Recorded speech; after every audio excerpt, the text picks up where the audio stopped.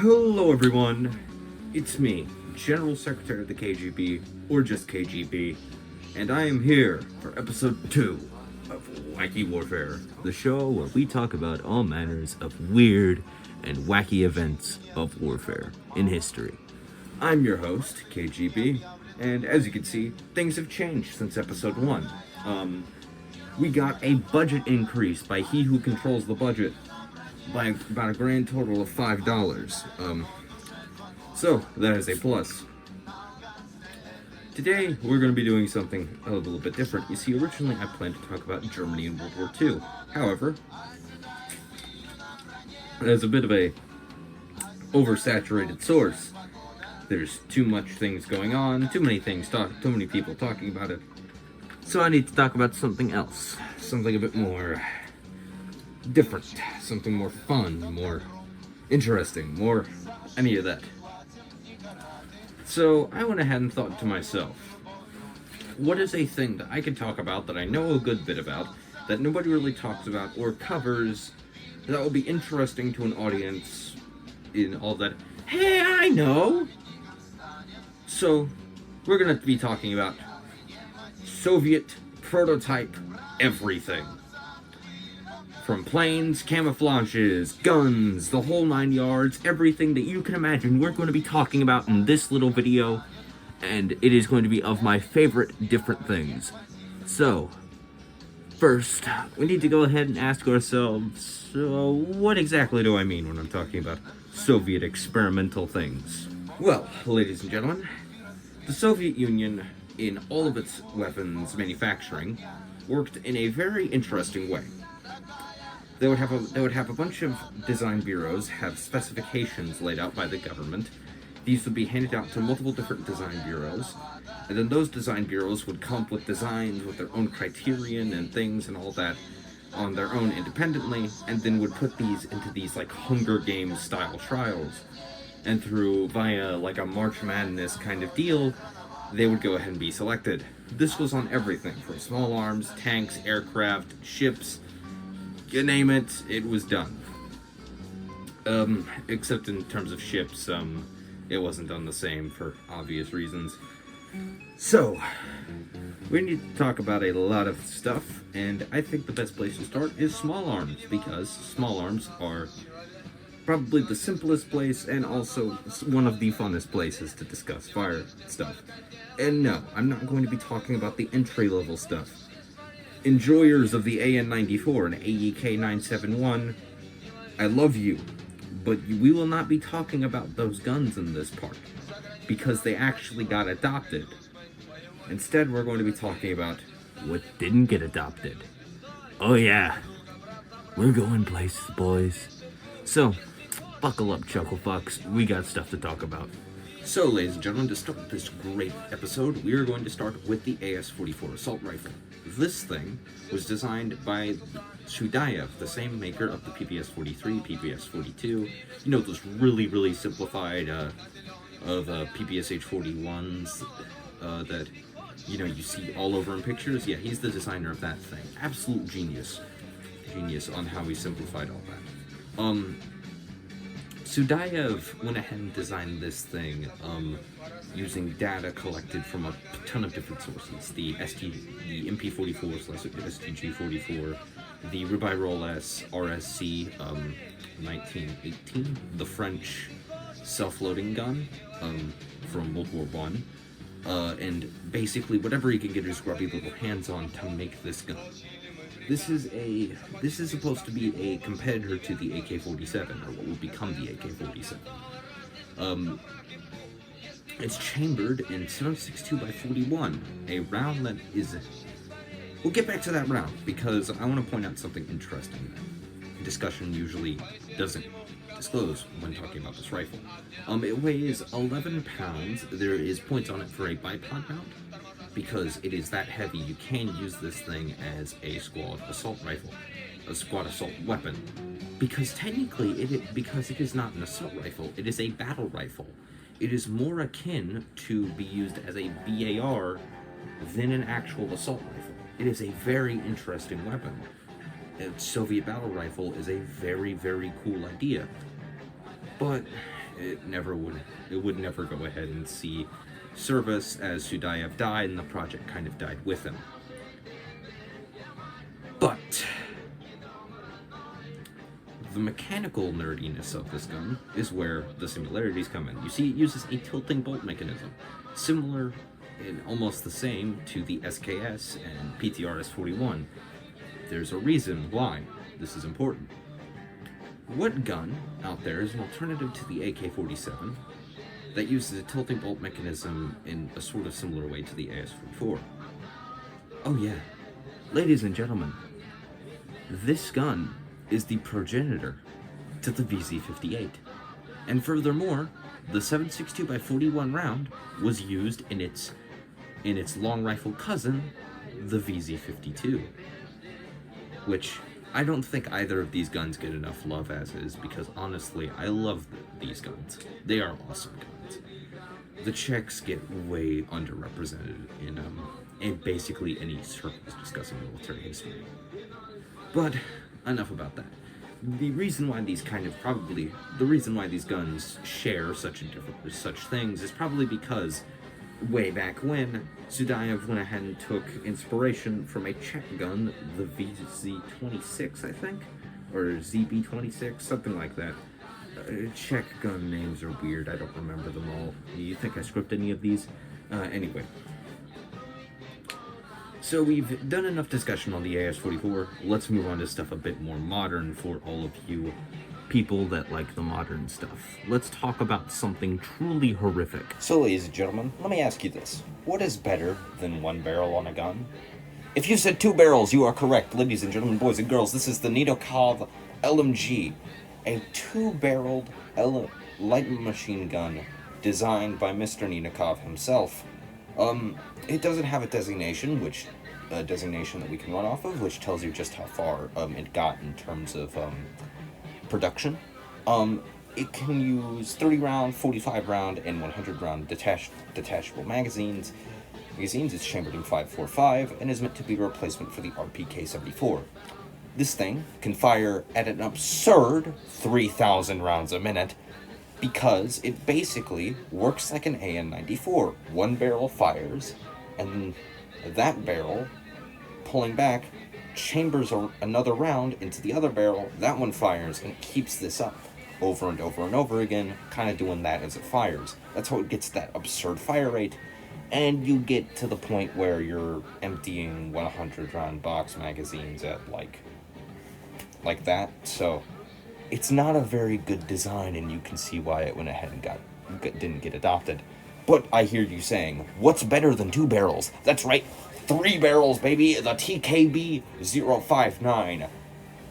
A prototype assault rifle meant to be the replacement of the AKM. This baby has two magazine types, a 45 round and a 60 round. The 45 round has 3 internal thingy-majigs for bullets, each of them feeding into a different loading mechanism and a different chamber. Yeah, it's really, really weird.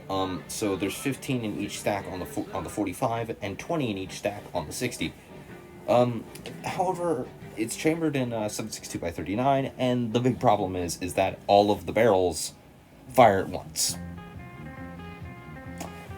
I don't think I need to explain why a bullpup firing 3 rounds of 7.62 going straight into your shoulder as you're trying to aim is bad. Not to mention the fact that it's made entirely of Bakelite, so you can't put sights on it. If your stock's a little bit messed up, you can't really do anything with it. You know Soviet build quality, so it probably wouldn't even stay that same shape. If this ain't entered serial production, do you know how much of a nightmare it would have been? So, it's the doohickey, the contraption, the thingy-majigs. These can be pushed out the way. Because there's one weapon system I really, really want to talk about because it is not shown enough love. Ladies and gentlemen, boys and girls, the coolest thing I have ever seen, the RPG-29. Look at it. Look at this thing. I feel intimidated just looking at this thing. This is essentially an RPG-7, but, like, taking a significant amount of Viagra. It is It is the length of the entirety of the Trans-Siberian Railroad, and it fires a shell that can penetrate through 1,500 millimeters of concrete. Yes, you heard me right. I wish I was kidding, but I'm not. It is probably one of the coolest rocket launchers I've ever seen, and I fell in love with it as soon as I saw an Arma 3 mod for it, where you can use this thing as a single man. I have no idea how accurate that is. I'm pretty sure this was used in two-man teams, because look at it. Look at it. Can you imagine trying to load and fire this thing on your own? Like, good God. My big question is why wasn't this, like, why isn't this, like, still produced? Why is the RPG-7 the one that's chosen over it? The answer is probably because the RPG-7 is significantly cheaper. But I mean, come on, look at it, it's so cool! Anyway, let's move on to tanks, because I know what you sick, perverted people like. So, we wanted to talk about tanks. Alright, we got tanks. Ladies and gentlemen, it is the 1K7... The 1K, 7K, Stasi? One of those two. It's that thing. It's a laser tank. It has 13 lasers that fire all at once. It is so cool. It is on a T-80 chassis. There is basically nothing known about this thing. Really nothing's known. It did shoot down a helicopter, though. I suggest you all go ahead and do more research on this thing, because, I mean, look at it. I don't even know if that turret moves. Like, that's how little I actually know about this thing. So, please, one of you, write a paragraph in the comment section on this thing, because I would love, absolutely love, to learn about it. And for those of you that are also watching and looking at this, read that comment, please. That is an epic comment. You will get hearted by me if you go ahead and write that comment. So, to continue on with the Soviet armored vehicles, we have ourselves the Object 292. It is again a T-80, but you may notice a very big difference. The cannon. All you War Thunder players know this thing, but for those of you that don't play War Thunder and are sane, you people out there, do not touch that game. It will ruin your life. Trust me, you will never get a girlfriend if you touch that game. This thing has a 152mm smoothbore gun, able to fire heat and APFSDS. Yes, you heard me right. This thing fires armor-piercing, fin-stabilized, discarding sabot. It's dumb. It's stupid. It's impractical. I need it. In all seriousness, this thing would go ahead and, like, could blow a hole in Mount Everest. You may notice how little I have to go ahead and speak on these things, because in this case, the only difference really from a bog standard T-80 is the gun and the turret. The turret is, of course, reshaped, but it's more of a temporary turret. This thing was more of a gun testing platform for the 152mm. The only problem is, it was designed in the 1980s, and, you know, piss off the Vatniks here. Okay, so now we have that out the way, let's go ahead and talk about something a bit more interesting. Ladies and gentlemen, the Object 911.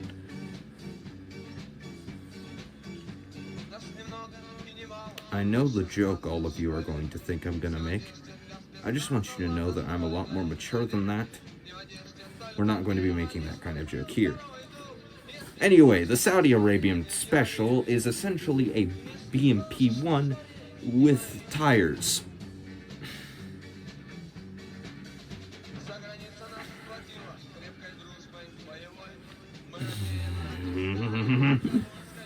Yes, it is a BMP-1 with tires.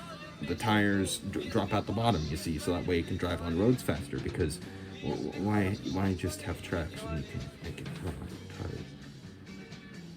Soviet engineers, I swear to God, were on so many more drugs than whatever the United States was on in the fucking 1960s.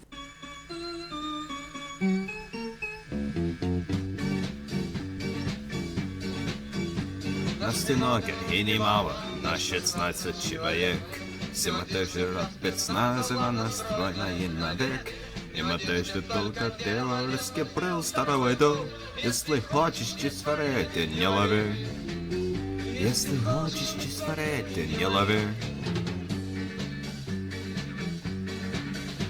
17 нас подбило, протужбен боевой. Молодые братья встали полковскою звездой. Просто только братцом брата переходим между двух. Если хочешь чист сварить, ты не лови. Если хочешь чист сварить, ты не лови. 16, все тут сами, только двое с бородой. Завканцы нас приветствовал со скрытой паранщой. Наслиненный и наядный мы косим на молоду. Если хочешь чист сварить, ты не лови. Если хочешь чист сварить, ты не лови. Не купите, мы не бри, и с империем поросли. Мы начинаем аккоритым прагнув, видим сны. Это веком просто мяли и после. Ты не лови. Если хочешь чист сварить, ты не лови. Мы походы, получили приказ. Заставили штаб синкомом, чтоб не вякал лишний раз. Если ССО потом разнесется практику. Если хочешь чист сварить, ты не лови. Если хочешь чист сварить, ты не лови. Ему кабу, ему тушеник адьяк. Минущенный гавен, чачуный гостепривяк. Камазацкий певн мимо русский мат презент стол. Если хочешь чист сварить, ты не лови. Если хочешь чист сварить, ты не лови.